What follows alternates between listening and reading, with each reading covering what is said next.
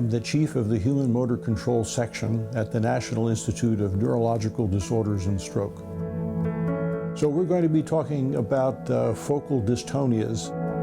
Focal means that it's just one place in the body. Dystonia involves abnormal muscle spasms that lead to distorted postures and abnormal motor control.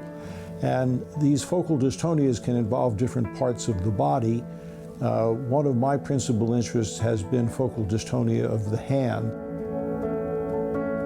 One of the most common is writer's cramp, because people tend to write a lot. And another common disorder is different types of musician's cramp, particularly piano cramp. And again, the frequency of these focal dystonias of the hand relate to a certain extent to the frequency of what people do. Writer's cramp is most common because most people write. In terms of musician's cramp, piano player's cramp is the most common because that's probably the most common instrument that people play. Writer's cramp, musician's cramp are not painful situations. It appears in the patients as a motor control problem. They feel they lose control of their hand as they're doing an activity, but it doesn't hurt. It isn't painful. Writer's cramp or musician's cramp is a cramp in the brain. It's not a cramp in the muscle. Focal dystonia is a problem of the brain, and specifically the brain's control of the muscles. Obviously, when people move, those commands to make movements come from the brain, mediated through the spinal cord. So the brain sends signals down to the spinal cord sends signals to the muscle to cause the contraction.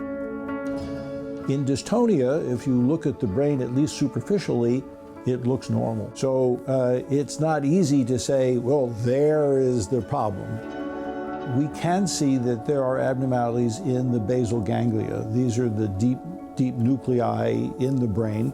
And we have evidence, for example, that there is an abnormality of dopamine release in the basal ganglia with movement. There are abnormalities also in other neurotransmitter systems, such as GABA, which is an inhibitory neurotransmitter. So that we are beginning to identify problems. The best treatment options that we have at the moment relate to focal injections of botulinum neurotoxin. And so it's a symptomatic treatment. It is not an etiological treatment for the disorder, but it can help.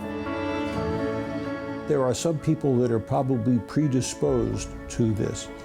Dystonia, like almost anything else, is not a single cause. There are probably multiple causes.